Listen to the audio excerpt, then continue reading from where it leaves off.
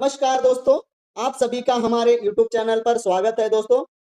अगर आप जो है तेलंगाना और AP TET DSC PGT TGT की तैयारी कर रहे हैं तो आपके लिए जो यह क्लास है काफ़ी महत्वपूर्ण साबित होने वाली है, क्योंकि हम जो है यहाँ पर हिंदी भाषा शिक्षण से संबंधित जो है एमसीक्यू सीरीज करवाने वाले हैं। और यह जो एमसीक्यूज है फ्री में आपको करवाया जा रहा है। पूरी किताब जो है यहाँ पे करवाई जाएगी। अगर आप जो है इस YouTube चैनल से जुड़े रहेंगे तो ही आपको पता चलेगा। यह जो क्लास है एपी, तेलंगाना और ऑल स्टेट, सभी स्टेट से संबंधित जो भी हिंदी से संबंधित एग्जाम्स करवाए जा रहे हैं उनके लिए जो है ये एमसीक्यूज जो है काफ़ी महत्वपूर्ण है।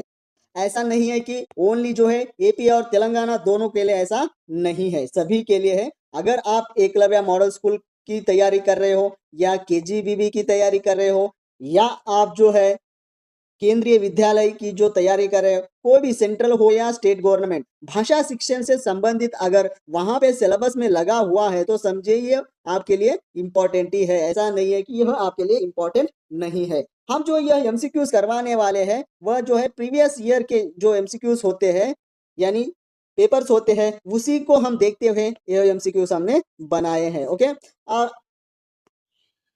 अभी जो है एपी का नोटिफिकेशन आने वाला है और वह जो नोटिफिकेशन है अक्टूबर में आएगा। तो तेलंगाना का और कोई इंफॉर्मेशन हमें नहीं मिला है, क्योंकि कब आने वाला है नोटिफिकेशन पता नहीं है। अभी तो फिलहाल जो है टेट जो है जून में होने वाला है। ओके, तो हम जो है ये दोनों के लिए, एपी और तेलंगाना दोनों के लिए काम में आए, इसलिए जो है हम यहाँ पर सीरीज करवा रहे हैं। और यह जो क्लासेस है फ्री है, आपको कोई जो है पैसा नहीं देना है, बस यूट्यूब चैनल से जुड़े रहना है और आपकी तैयारी को सफल बनाना है। ओके, जब तक आप जुड़ेंगे नहीं तो कैसे आपको सफल बनाएंगे। एपी जो एपी गवर्नमेंट है उनकी गवर्नमेंट, जैसे ही हम एपी जो वेबसाइट है एपी का उसे हम विजिट करते हैं तो वहां पे हमको क्या दिखाई दे रहा है, कमिंग सून दिखाई दे रहा है, कमिंग सून दिखाई दे रहा है। यानी जो है नोटिफिकेशन जो है अक्टूबर में आएगा। क्यों अक्टूबर में आएगा? क्योंकि जो है जॉब कैलेंडर के अंतर्गत जो है डीएससी जो है अक्टूबर में दिखाई देता है हमको। जब भी हम जॉब कैलेंडर को देखते हैं तो नोटिफिकेशन जो है अक्टूबर में आएगा। तब तक जो है हम 15 तारीख यानी आज से 15 से 5 से 2026 और 31 जुलाई तक अगर हम भाषा शिक्षण को कंप्लीट कर लेंगे तो बाकी का जो सिलेबस होता है वो आसानी से जो है कंप्लीट हो जाएगा। तो आपको कुछ नहीं करना है, बस जुड़े रहना है और आपकी तैयारी जो है लगातार यहाँ पे प्रैक्टिस करना है। देखिए, हम आपको वेबसाइट भी दिखाई देते हैं कि वहां पर किस तरह का इंटरफेस हमको देखने को मिलता है। देखिए, यह गवर्नमेंट ऑफ तेलंगाना का वेबसाइट है और यहाँ पर जो है हमें डीएससी और टेट से संबंधित इंफॉर्मेशन मिलती है। डिपार्टमेंट ऑफ स्कूल एजुकेशन से संबंधित यहाँ पे हमको डीएससी और टेट से संबंधित इंफॉर्मेशन हमको मिलेगी और अपडेट जो भी आएगा गवर्नमेंट जो है यहीं पर जो है अपडेट करेंगे, अपडेट देंगे। तो इस वेबसाइट को आपको जो है विजिट करते रहना चाहिए। ओके, हम जैसे ही नीचे की ओर जाते हैं तो हमें दिखाई देता है एप्लीकेशन, यानी डीएससी या टेट हो, कोई भी नोटिफिकेशन हो तो यहाँ पे दिखाए। तो डीएससी के लिए जो यहाँ पे कमिंग सून, स्टार्टिंग डेट भी क्या है, कमिंग सून है, और एंडिंग डेट भी जो है कमिंग सून है। तो हम नीचे की ओर जैसे ही जाते हैं तो देखिए यहाँ पे हमें देखने को मिलता है एपी टीचर एलिजिबिलिटी टेस्ट और डिस्ट्रिक्ट सिलेक्शन कमेटी। यानी यह जो वेब पेज है वो किससे संबंधित है, टेट और डीएससी से संबंधित है। ओके, अभी नोटिफिकेशन हाल ही में रिलीज होने वाला है, यानी कब रिलीज होगा, तो वो जो है अक्टूबर में रिलीज होगा। तो यहाँ पर जो है स्पेशल एजुकेशन डीएससी सिलेबस भी हमें यहाँ पे देखने को मिलता है। जैसे ही हम नीचे की ओर जाते हैं तो यहाँ पर हमें देखिए यहाँ पे क्या होता है, यहाँ पे सिलेबस दिया हुआ है, यहाँ नोटिफिकेशन और यहाँ पे शेड्यूल भी दिया हुआ है। जैसे ही नोटिफिकेशन आता है यहाँ पे इंफॉर्मेशन भी दी जाएगी। ओके, वहाँ पे शेड्यूल भी दिया जाएगा। तो चलिए, हम जैसे ही नोटिफिकेशन को क्लिक करते हैं तो हमें क्या दिखाई देता है वो देखते हैं। चलिए देखिए, यहाँ पे क्या आया है, कमिंग सून कहकर आया है, यानी नोटिफिकेशन जो है अक्टूबर आने में संभावना है, अक्टूबर में। तो आज से ही आपकी तैयारी जो है शुरू कीजिए और आपका लक्ष्य जो है उसे हासिल कीजिएगा। अगर आपको हिंदी भाषा शिक्षण संबंधित कोई भी डाउट हो तो हमें आप कांटेक्ट भी कर सकते हैं। हमारा नंबर जो है वह आपको हमारे जो है डिस्क्रिप्शन में मिल जाएगा। कोई भी डाउट हो तो कमेंट भी कर सकते हो, कमेंट के माध्यम से भी हम जो है आपको रिप्लाई जरूर देंगे। बस आपको तैयारी करते रहना चाहिएगा। देखिए, यहाँ पर जो है टीचिंग मेथोडोलॉजी के अंतर्गत आपको 20 अंक जो है मिलने वाले हैं। तो यहाँ पर कुल जो है 8 यूनिट्स है। कितने यूनिट्स है? 8 यूनिट है। ओनली जो है भाषा शिक्षण के अंतर्गत जो है 8 यूनिट है। उन सभी को जो है हमें डिटेलली जो है एमसीक्यूज के माध्यम से जो है कंप्लीट करना है। कोई भी प्रश्न ना छूटे उस तरह की तैयारी हमें जो है यहाँ पे करनी है। ये बात आपको याद रखना है। देखिए सिलेबस में देखिए पहला यूनिट जो है भाषा यानी भाषा से संबंधित है। चाहे वो प्रथम भाषा हो, द्वितीय भाषा हो, या संविधान में जो हिंदी का स्थान है वो भाषा हो, प्रकृति भाषा की प्रकृति, ध्वनि विज्ञान भाषा का, ध्वनि शब्द विज्ञान, इन सारी चीजों को जो है हमें फर्स्ट यूनिट में देखना है। ओके, दूसरे यूनिट में हमें क्या देखने को मिलता है? हिंदी भाषा शिक्षण प्राथमिक स्तर पर, माध्यमिक स्तर पर और उच्च माध्यमिक स्तर पर।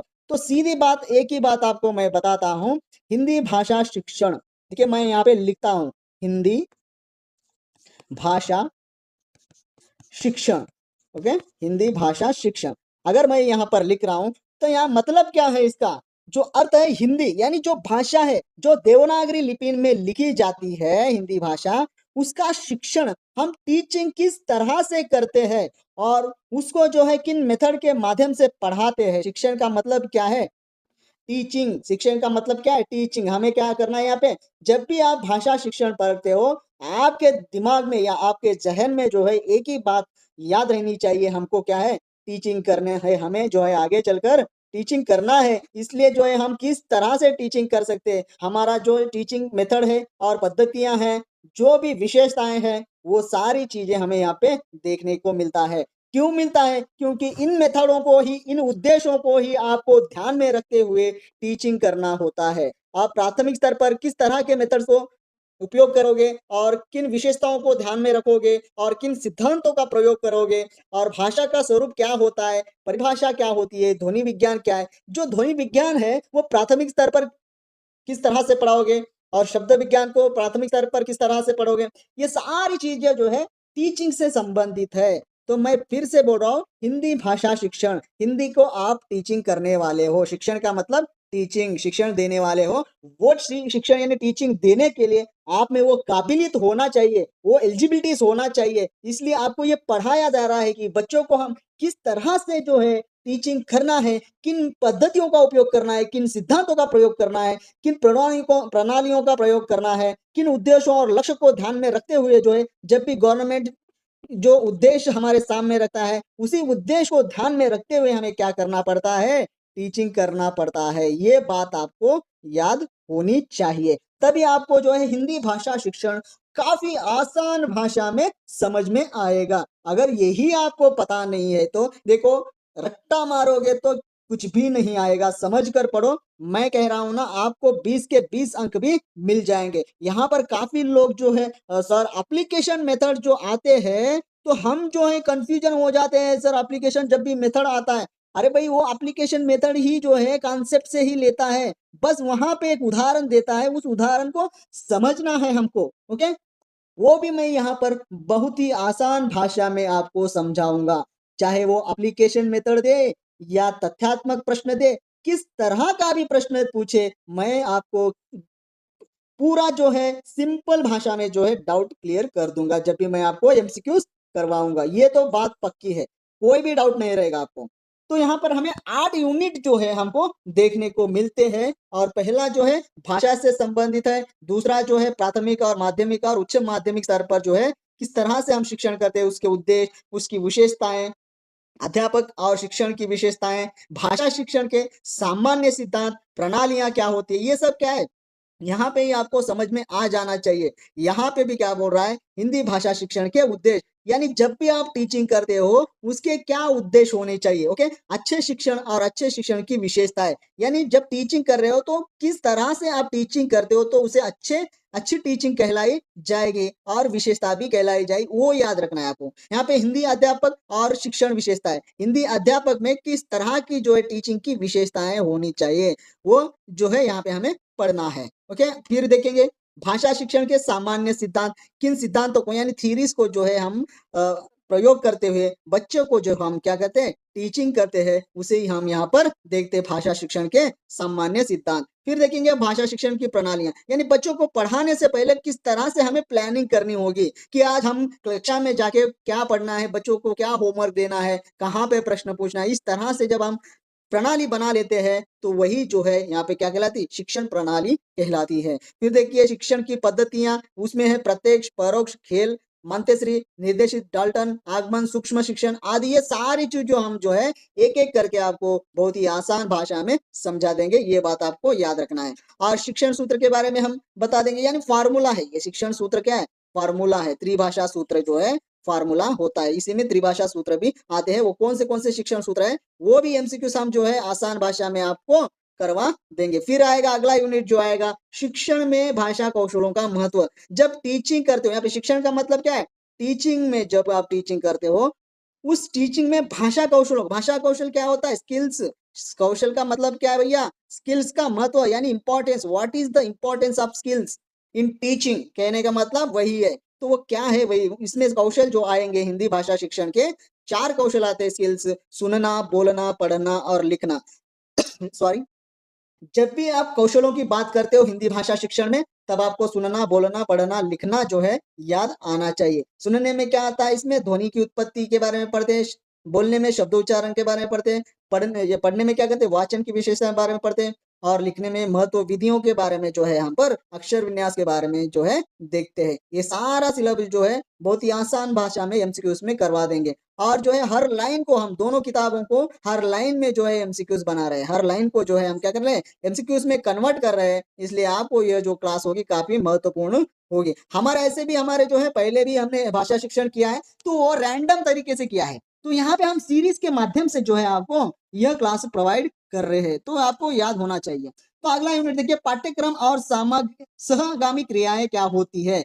जो पाठ्यक्रम यानी जो सिलेबस होता है उसके अंतर्गत सहगामी क्रियाओं का हम किस तरह से प्रयोग करते हैं वो भी यहाँ पे पढ़ने वाले। सहगामी क्रियाएं कौन सी होती है, दृश्य, श्रव्य उपकरण जो होती है, ये सारी सहगामी क्रियाएं है। ये पाठ्य पुस्तक, पुस्तकालय, ये जो है पाठ्य सामग्री क्रियाएं सारी उसी के अंतर्गत आती है। थोड़ा डिफरेंस होता है, फिर भी उसी के अंतर्गत आता है। भाषा प्रयोगशाला को भी हम यहाँ पे देखने वाले हैं। फिर शिक्षण योजना, योजना क्या होनी चाहिए, गद्य, पद्य, व्याकरण, पत्र, लेखन और रचना के लिए पाठ्य योजना किस तरह से हमें टीचिंग करते समय जो है बनानी होती है, ये हमको यहाँ पे पढ़ना है। फिर उसके बाद इकाई पाठ्य योजना भी बनानी होती है हमको। फिर सूक्ष्म शिक्षण पाठ्य योजना भी हमें क्या करना होता है, बनाना होता है। तो ये बात आपको याद रखनी है। फिर उसके बाद आएगा मूल्यांकन। इतना सारा टीचिंग करने के बाद हम बच्चों को जो है एग्जाम लगाकर उसका मूल्यांकन कर सकते हैं ना, कि उसकी जो पढ़ाई है, वो जो पढ़ रहा है, सुनना, लिखना, बोलना, पढ़ना जो है स्किल्स, क्या उसमें डेवलप हुआ है या नहीं, ये हमें जांचना होता है, जांचना होता है। तो इसके लिए हम क्या करते हैं, मूल्यांकन करते हैं। ये मूल्यांकन देखिए, एक तो निरंतर समग्र मूल्यांकन होता है, यानी मूल्यांकन की धारणाएं अलग अलग है, फिर भी उत्तम परीक्षा की विशेषता उसी के अंतर्गत आता है। प्रश्न पत्र का निर्माण उसी के अंतर्गत आता है, मूल्यांकन के अंतर्गत। उपलब्धि परीक्षा जो भी लेंगे वो भी मूल्यांकन के अंतर्गत आएगा। तो ये जो है हमारा छठा यूनिट हो जाएगा। अगला जो है वो है आंध्र प्रदेश में हिंदी शिक्षण में आने वाली समस्याएं व उनका निराकरण। ये जो है हम स्पेशली इसके ऊपर फोकस करेंगे, क्योंकि हम आंध्र प्रदेश से संबंधित जो है एग्जाम लिख रहे हैं, तो ज्यादा से ज्यादा यहाँ से भी प्रश्न बनने की संभावना है। फिर उसके बाद ध्वनि, वर्ण, शब्द, व्याकरण, रचना व शुद्ध वर्तनी व वाक्य ज्ञान, यानी यह व्याकरण के अंतर्गत आएगा। पहले यूनिट में भी व्याकरण से संबंधित जो है कुछ सिलेबस दिया हुआ है, उसके अंतर्गत भी टॉपिक्स है। यहाँ पर जो है पूरा व्याकरण ही है। ये सारी चीजें हमको क्या करना है, डेप्थ स्टडी करके जो है 2 किताब आपके पास रखनी है, बस 2 किताब। एक तो भाई योगेंद्रजीत और दूसरी जो है पीडी पाठक की जो है एक सफल शिक्षण कला पीडी पाठक की, और भाई योगेंद्रजीत की हिंदी भाषा शिक्षण जो किताब है, इन दोनों को आपके पास रखना है और पढ़ना है, और हमारे चैनल पर आकर जो है उसे प्रैक्टिस करना है। देखिए आपका जो है क्लास बहुत ही आसान और आपको समझ में आए उस तरह से जो है हम क्लास आपको बताने वाले हैं। और यहाँ पर जो है हम एमसीक्यू से करने वाले, थ्योरी कोई भी थ्योरी पार्ट यहाँ पे नहीं करेंगे हम, ये भी आप याद रखिए। हाँ, आपको इससे संबंधित अगर स्क्रीनशॉट हम जो है टेलीग्राम पर जो है शेयर करेंगे, जैसे ही क्लास होगा स्क्रीनशॉट जो है हम टेलीग्राम पर आपको दे देंगे। आप जो है वहां से जो है क्या करना है, उसे डाउनलोड करके आपको पढ़ना है बस। हाँ, अभी किताब कोई जो है कंप्लीट नहीं हुई है, जैसे भी किताब यानी जुलाई में कंप्लीट हो जाएगी ना 31 को, तब आपको किताब भी अवेलेबल में आ जाएगी, किताब भी अवेलेबल में आ जाएगी। तब तक आपको वेट करना है, किताब के लिए फोर्स नहीं करना है, किताब मिलेगी मगर जुलाई के बाद मिलेगी, ये बात आपको याद रखना है। ओके दोस्तों, आप जो है तैयारी करते रहिएगा और कल से हमारी क्लास जो होने वाली है उसे आप अटेंड करते रहिएगा। ओके, धन्यवाद दोस्तों, हमारे यूट्यूब चैनल से जुड़े रहने के लिए ऐसे ही जुड़ते रहिएगा और आपका जो लक्ष्य है वह जरूर हासिल कीजिएगा।